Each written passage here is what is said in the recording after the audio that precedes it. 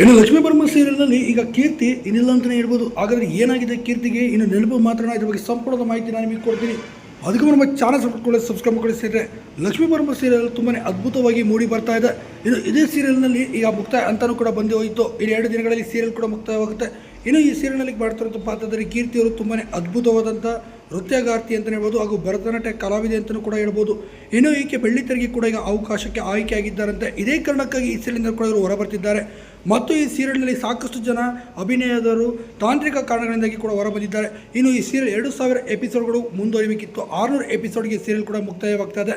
ಇದೇ ಕಾರಣಕ್ಕಾಗಿ ಈ ಸೀರಿಯಲ್ನಿಂದ ಕೀರ್ತಿಯವರು ಇನ್ನಿಲ್ಲ ಅಂತ ಹೇಳ್ಬೋದು. ಇನ್ನು ಈ ಸೀರಿಯಲ್ನಲ್ಲಿ ಅಭಿನಯಿಸುತ್ತಿದ್ದಂಥ ಕೀರ್ತಿಯವರು ಈ ಬಗ್ಗೆ ಮಾತನಾಡಿ ಹೇಳಿದ್ದಾರೆ.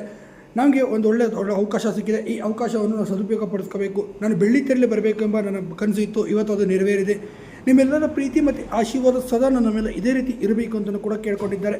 ಈ ಮೂಲಕ ಅವರು ಲಕ್ಷ್ಮೀ ಬಾರಮ್ಮ ಸೀರಿಯಲ್ನಿಂದ ಹೊರಬರ್ತಿರೋ ಕಾರಣಕ್ಕಾಗಿ ಲಕ್ಷ್ಮಿ ಅವರು ಇನ್ನಿಲ್ಲ ಅಂತಲೇ ಕೂಡ ಹೇಳ್ಬೋದು. ಕೀರ್ತಿಯವರು ಕೂಡ ಇನ್ನಿಲ್ಲ ಅಂತಲೇ ಹೇಳ್ಬೋದು. ಆದರೆ ಕೀರ್ತಿಯವ್ರಿಗೆ ನೀವೇನಂತ ಕಮೆಂಟ್